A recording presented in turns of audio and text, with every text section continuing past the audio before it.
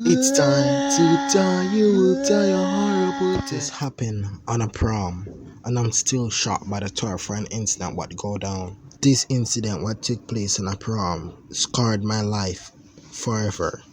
It was just too much to bear on that night. It started out as a normal day. It was my prom day. It was 1989. My graduation day passed some days back, and now it's prom, and I'm excited. I guess who would be glad to finish high school? I still miss them. My parents died in a car crash a year ago. Sometimes I think of them, and sometimes I think life is sad. Now I'm living with my uncle. My uncle wasn't rich, but he had a pretty good house, and we got along over the years like the birds would fly in the sky. But my uncle had a son, Ben, and I wouldn't put the description of nice to him. Ben, get down here immediately. What the fuck, Dad? I hear you go over to the neighbor's house not too long ago, and they say you stole their money. Now where is it? I haven't stolen the fucking money, Dad. Do you think I'm a thief? Don't play that game with me. I know you. You're my son, for God's sake. Next, Ben searched his pocket and pull out some $100 bill, and he fling it at his dad. Are you happy now? There's your fucking money. You can leave me the fuck alone.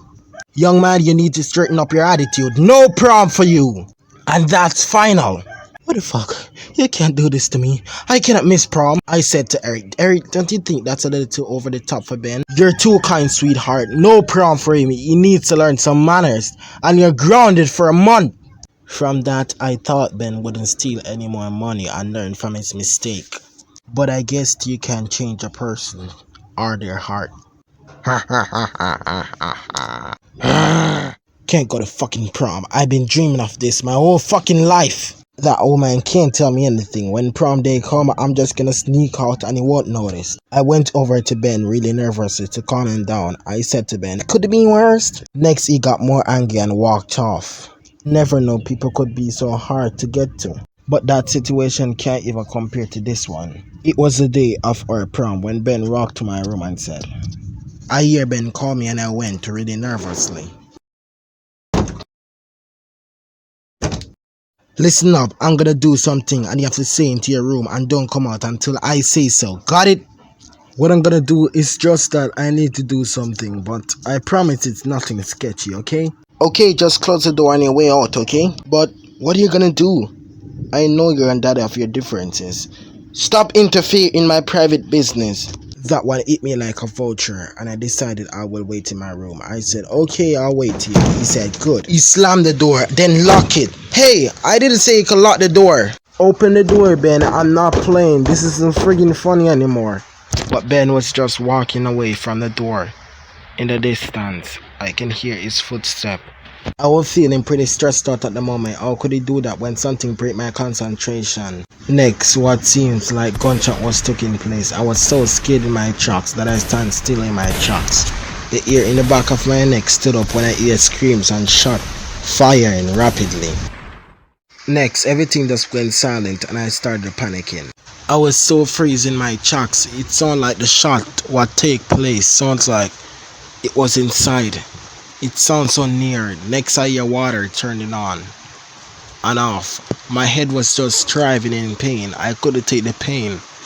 It sounded like a family was brutally murdered just now. I was panicking and looking for holes in the wall to prove it. And suddenly something popped into my head. Ben. Uncle's shotgun. Oh no. Next the door creepily opened and next Ben entered. Sorry to keep you waiting. Why aren't you dressed for the prom? We're gonna have such a good time at the prom. You, Ben, don't you hear the sounds? What sounds? I haven't hear anything. Just quietness all the time. The way Ben looked, it looks like he was behind all this. His face turned angry and his eyes became dark and mysterious. Don't you ready for the prom? We have enough all day. Let's go. I decided it's probably nothing. I got myself all worked up over nothing. Next, something jarred my attention. The hair in the back of my neck stood up when I see his father lying dead on the ground, which seems to be my uncle. All of his siblings, like my cousins, aunt, was laying in a pool of blood. Next, he said, I'm waiting. I have enough all day. Do you want to stay in the shithole with them? I'm afraid not, so you can just stop panicking and get in the fucking car before I change my mind. I nodded really nervously and started walking to approach the car. In the car, on the highway to the prom, he was talking it up. At the prom, I just find a seat to sit alone by myself. I see him was enjoying himself with some group of boys. How can he feel so at ease when he killed his parents? I decided in my mind, he's crazy. I was lost in my thoughts, or how long for that matter. How could he do that to his own family? Next, one of my friends walked over. Elizabeth. What's wrong, girl? It's nothing, Tessa. It's just that Ben, he killed his... It's just that he killed his what? I know you can do better than that, Elizabeth. It's just that Ben. It's just that Ben. Ben, hi.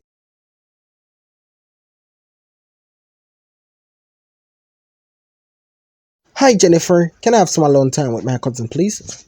Okay, girl. I'm gonna be over here. I'm gonna give you two some space. That would be nice. Next, Ben said, hi. What's going on? Sarah was staring at Ben in her face like, I don't trust him. I've known Sarah since we were kids. But to be honest, I wasn't the one who did the killing. He was the one who guilty. You were going to turn me in, don't you? And he smiled from one ear to another. He said, whatever you do, it's best to keep your mouth shut. I said, you can't pretend nothing is wrong. You kill your parents. You have to turn yourself in. Don't say that out loud, you bitch. Keep your fucking shit out shut, or I'll fucking shut it for you. You got that? His words feel really threatening, and I wanted to tell someone, but I just couldn't. And the stares what he was giving me feel like if stares could kill you, I could just drop dead immediately. Next, he said I should get up and go outside. He's ready to turn in himself to the police. So I waited outside on the road until they find a way to bring around the car to the area that we can leave right away.